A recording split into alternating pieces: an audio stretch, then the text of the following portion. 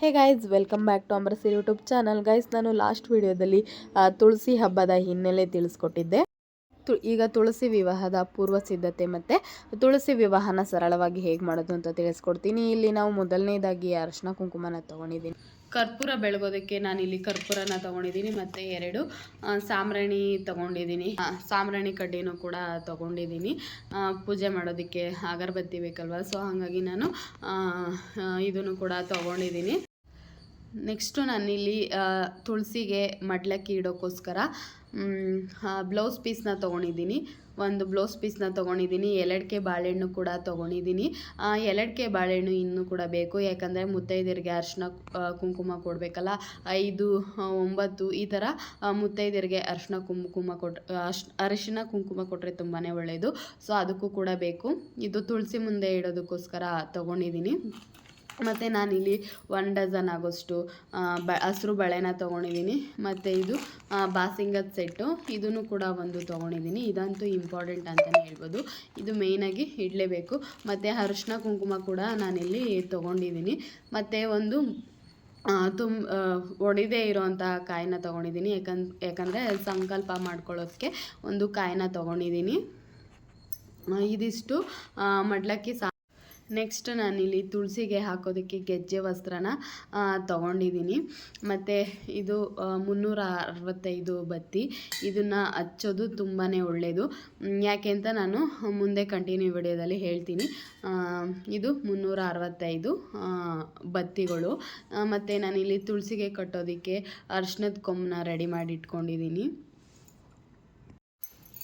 ಮತ್ತು ತುಳಸಿಗೆ ಹಾಕೋದಕ್ಕೆ ಹೂವು, ನೀವು ಬೇಕಾದರೆ ಯಾವ ಹೂವು ಬೇಕಾದರೂ ತೊಗೋಬೋದು. ನಿಮ್ಗೆ ಯಾವ ಹೂವು ಸಿಗತ್ತೋ ಆ ಹೂವನ್ನೇ ತೊಗೋಬೋದು. ಮಲ್ಲಿಗೆ ಹೂವು, ಲಕ್ಷ್ಮಿಗೆ ಪ್ರಿಯವಾದ ಮಲ್ಲಿಗೆ ಹೂವು ಬೇಕಾದರೂ ನೀವು ತೊಗೋಬೋದು. ನಾನಿಲ್ಲಿ ಸೇವಂತಿಗೆ ಹೂವನ್ನ ತೊಗೊಂಡಿದ್ದೀನಿ. 365 ಬತ್ತಿನ ಹಚ್ಚೋಕ್ಕೆ ಈ ಮಣ್ಣಿನ ದೀಪನ ತೊಗೊಂಡಿದ್ದೀನಿ. ಮತ್ತು ಪೂಜೆಗೆ ಕಾಯಿನೂ ಕೂಡ ತೊಗೊಂಡಿದ್ದೀನಿ. ದೇವ್ರ ಮುಂದೆ ಒಡೆಯೋದಕ್ಕೆ ಕಾಯಿನೂ ಕೂಡ ತೊಗೊಂಡಿದ್ದೀನಿ. ಮತ್ತು ನಾನಿಲ್ಲಿ ಅಕ್ಷತೆ ಕಾಳನ್ನ ತೊಗೊಂಡಿದ್ದೀನಿ. ಇದು ತುಳಸಿ ವಿವಾಹ ಆಗಿರೋದ್ರಿಂದ ಅಕ್ಷತೆ ಕಾಳು ಕೂಡ ತುಂಬಾ ಇಂಪಾರ್ಟೆಂಟು. ಸೊ ಹಾಗಾಗಿ ನಾನು ಇದಕ್ಕೆ ಹಾಲು ಮತ್ತು ಸ್ವಲ್ಪ ತುಪ್ಪನ ಆ್ಯಡ್ ಮಾಡಿಕೊಂಡು ಸ್ವಲ್ಪ ಅರಿಶಿನ ಹಾಕಿ ಎತ್ತಿಟ್ಕೊಂಡಿದ್ದೀನಿ. ಇದಕ್ಕೆ ನಾನು ನೀರು ಹಾಕಿಲ್ಲ, ಬರೀ ತುಪ್ಪದಲ್ಲೇ ಕಲಸಿಟ್ಕೊಂಡಿದ್ದೀನಿ. ಮತ್ತು ನಾನಿಲ್ಲಿ ಬಿಡಿ ಹೂಗಳನ್ನ ತೊಗೊಂಡಿದ್ದೀನಿ. ಪೂಜೆಗೆ ಬಿಡಿ ಹೂಗಳನ್ನ ತೊಗೊಂಡಿದ್ದೀನಿ. ಮತ್ತು ಮೇಯ್ನ್ಲಿ ಇಂಪಾರ್ಟೆಂಟು ಬೆಟ್ಟದ ನೆಲ್ಲಿಕಾಯಿನ ತೊಗೊಂಡಿದ್ದೀನಿ. ಈ ಬೆಟ್ಟದ ನೆಲ್ಲಿಕಾಯಿನ 5 ಆದರೂ ಹಚ್ಬೋದು ಅಥವಾ 9 ಆದರೂ ಹಚ್ಬೋದು. ಸೊ ಅದಕ್ಕೆ ನಾನು ಬೆಟ್ಟದ ನೆಲ್ಲಿಕಾಯಿನ ತೊಗೊಂಡಿದ್ದೀನಿ. ಇದಂತೂ ಇಂಪಾರ್ಟೆಂಟ್ ಅಂದರೆ ಇಂಪಾರ್ಟೆಂಟು, ಇದನ್ನು ಹಚ್ಚಲೇಬೇಕು. ಬೆಟ್ಟದ ನೆಲ್ಲಿಕಾಯಿ ಸಿಕ್ಕಿಲ್ಲ ಅಂತ ಅಂದರೆ ಬೆಲ್ಲದ ಆರತಿನೂ ಮಾಡ್ಕೋಬೋದು, ಮಣ್ಣಿನ ದೀಪನೂ ಸಹ ಬೆಳ್ಕೊಬೋದು. ಬಟ್ ಇದನ್ನು ಹಚ್ಚಿದ್ರೆ ತುಂಬಾ ಒಳ್ಳೆಯದು ಅಂತ ಹೇಳ್ತಾರೆ. ಸೊ ಹಾಗಾಗಿ ನಾನು ಬೆಟ್ಟದ ನೆಲ್ಲಿಕಾಯಿ ದೀಪನೇ ಹಚ್ತಾ ಇದ್ದೀನಿ. ಮತ್ತು ಪೂಜೆನ ಸ್ಟಾರ್ಟ್ ಮಾಡೋದಕ್ಕೂ ಮುಂಚೆ ವಿಘ್ನ ವಿನಾಶಕನಿಗೆ ಮೊದಲನೇ ಪೂಜೆ ಅರ್ಪಿಸಬೇಕಾಗತ್ತೆ. ಸೊ ಅದಕ್ಕಾಗಿ ನಾನಿಲ್ಲಿ ಗಣೇಶನ ತೊಗೊಂಡಿದ್ದೀನಿ. ನಾನಿಲ್ಲಿ ಬೆಳ್ಳಿ ಗಣೇಶನ ತೊಗೊಂಡಿದ್ದೀನಿ. ನಿಮಗೆ ಬೆಳ್ಳಿ ಗಣೇಶ ಇಲ್ಲ ಅಂದರೆ ಅಥವಾ ನಿಮ್ಮ ಮನೆಯಲ್ಲಿ ಗಣೇಶ ಇಲ್ಲ ಅಂತ ಅಂದರೆ ಅರಿಶಿನದಿಂದನೂ ಮಾಡ್ಕೊಬೋದು ಅಥವಾ ಸಗಣಿಲೂ ಸಹ ಮಾಡ್ಕೋಬೋದು. ಸೊ ನಾನು ನಮ್ಮ ಮನೇಲಿ ಇದ್ದಿದ್ದರಿಂದ ನಾನು ಇದನ್ನೇ ತೊಗೊಂಡಿದ್ದೀನಿ.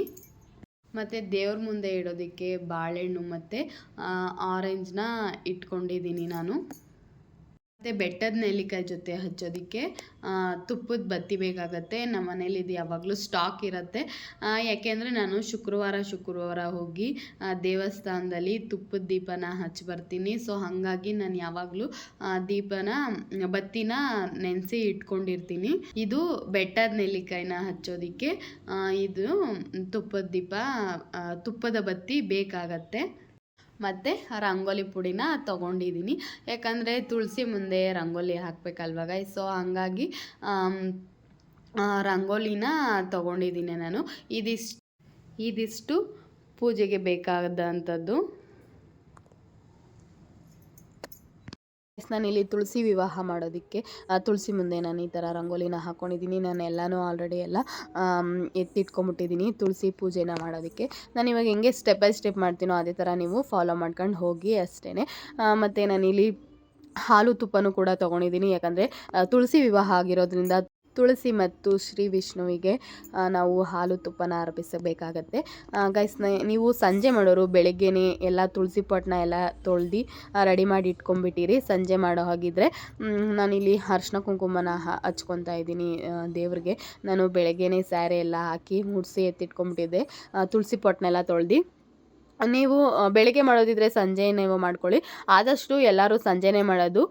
ಸಂಜೆ ಮಾಡಿದ್ರೇ ತುಂಬ ಒಳ್ಳೆಯದು ಅಂತ ಹೇಳ್ತಾರೆ. ಗೋಧೂಳಿ ಸಮಯದಲ್ಲಿ ತುಳಸಿ ಹಬ್ಬನ ಮಾಡಬೇಕು ಅಂತ ಹೇಳ್ತಾರೆ. ಆ ಟೈಮು ತುಂಬಾ ಒಳ್ಳೆ ಟೈಮ್ ಅಂತ ಹೇಳ್ತಾರೆ. ಸೊ ನಾನಿಲ್ಲಿ ವೀಡಿಯೋಗೋಸ್ಕರ ನಾನಿಲ್ಲಿ ಬೆಳಗ್ಗೆ ಟೈಮ್ನ ಮಾಡ್ತಾಯಿದ್ದೀನಿ. ನಾನು ತುಳಸಿ ಹಬ್ಬನ ಸಂಜೆ ಟೈಮ್ನೇ ಮಾಡೋದು. ಇದಂತೂ ನನ್ನ ಮೋಸ್ಟ್ ಫೇವ್ರೇಟ್ ಹಬ್ಬನೇ ಅಂತಲೇ ಹೇಳ್ಬೋದು. ಮತ್ತು ನಾನಿಲ್ಲಿ ಗೆಜ್ಜೆ ವಸ್ತ್ರ ಸಹ ಹಾಕ್ತಾಯಿದ್ದೀನಿ ತುಳಸಿಗೆ.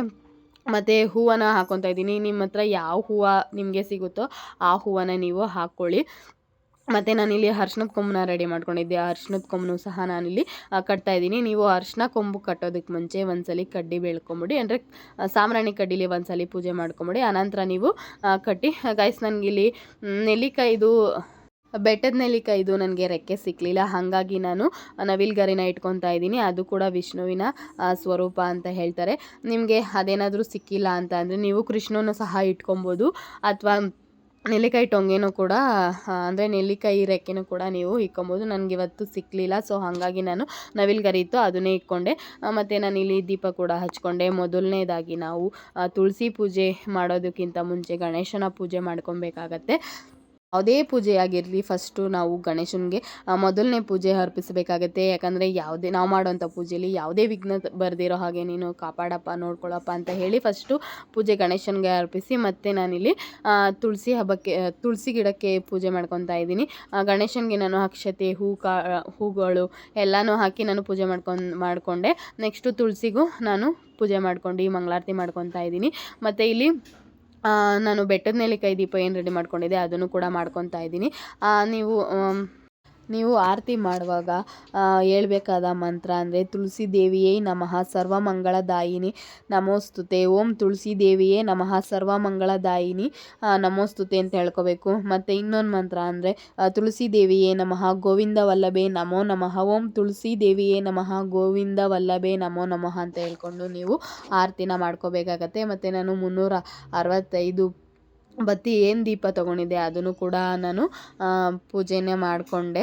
ಇನ್ನು 365 ಬತ್ತಿನ ಹಚ್ಚೋದ್ರಿಂದ 365 ದಿವಸದ ಫಲಗಳು ಕೂಡ ಸಿಗುತ್ತೆ ಅಂತ ಹೇಳ್ತಾರೆ. ಸೊ ಹಾಗಾಗಿ ನಾನಿಲ್ಲಿ ನೈವೇದ್ಯಕ್ಕೆ ಬಾಳೆಹಣ್ಣ ಕಟ್ ಮಾಡಿಕೊಂಡು ಅದ್ರ ಮೇಲೆ ಸಕ್ಕರೆನ ಆ್ಯಡ್ ಮಾಡ್ಕೊಂಡಿದ್ದೀನಿ. ನೀವು ಬೇಕಾದರೆ ಒಬ್ಬಟ್ಟನ್ನು ಕೂಡ ತೊಗೋಬೋದು, ಮತ್ತು ಹೆಸರುಬೇಳೆ ಕೂಡ ಮಾಡ್ಕೊಬೋದು. ಮೇಯ್ನಾಗಿ ಕಡಲೆ ಉಸ್ಲಿನ ಹೆಕ್ಬೇಕಾಗತ್ತೆ. ಕಡಲೆ ಉಸ್ಲಿ ತುಂಬಾ ಅದು ಪ್ರಿಯ ಅಂತ ಹೇಳ್ತಾರೆ. ಇನ್ನು ಈ ತುಳಸಿ ಹಬ್ಬದ ದ್ವಾದಶಿ ತಿಥಿ ಬಂದು ನವಂಬರ್ 2 ಭಾನುವಾರ ಬೆಳಗ್ಗೆ 7:30ಕ್ಕೆ ಪ್ರಾರಂಭವಾಗಿ ನವಂಬರ್ 3ರಂದು ಬೆಳಗ್ಗೆ 5:07ಕ್ಕೆ ಕೊನೆಗೊಳ್ಳುತ್ತದೆ. ಮತ್ತು ಈ ತುಳಸಿ ವಿವಾಹದ ಪೂಜಾ ಸಮಯ ಬಂದು ಬೆಳಗ್ಗೆ 9 ಗಂಟೆಗೆ ಸ್ಟಾರ್ಟ್ ಆಗಿ 11ವರೆಗೆ ಎಂಡ್ ಆಗುತ್ತೆ. ಮತ್ತು ಸಂಜೆ 5 ಗಂಟೆಗೆ ಸ್ಟಾರ್ಟ್ ಆಗಿ 7ವರೆಗೆ ಕೊನೆಗೊಳ್ಳುತ್ತೆ. ಇನ್ನು ತುಳಸಿ ಹಬ್ಬನ ಗೋಧೂಳಿ ಅಂದರೆ ಸಂಜೆ ಟೈಮಲ್ಲಿ ಮಾಡಿಕೊಂಡ್ರೆ ತುಂಬ ಫಲ ಅಂತ ಹೇಳ್ತಾರೆ. ಓಕೆ ಗೈಸ್, ಇದಾಗಿತ್ತು ಇವತ್ತಿನ ವಿಡಿಯೋ. ಈ ವಿಡಿಯೋ ಏನಾದರೂ ನಿಮಗೆ ಇಷ್ಟ ಆಗಿದ್ದರೆ, ಈ ವಿಡಿಯೋ ನಿಮಗೆ ಯೂಸ್ಫುಲ್ ಅನಿಸಿದರೆ ದಯವಿಟ್ಟು ಲೈಕ್ ಮಾಡಿ, ಶೇರ್ ಮಾಡಿ, ಕಾಮೆಂಟ್ ಮಾಡಿ ಹಾಗೂ ಸಬ್ಸ್ಕ್ರೈಬ್ ಮಾಡೋದನ್ನ ಮರಿಬೇಡಿ. Thank you.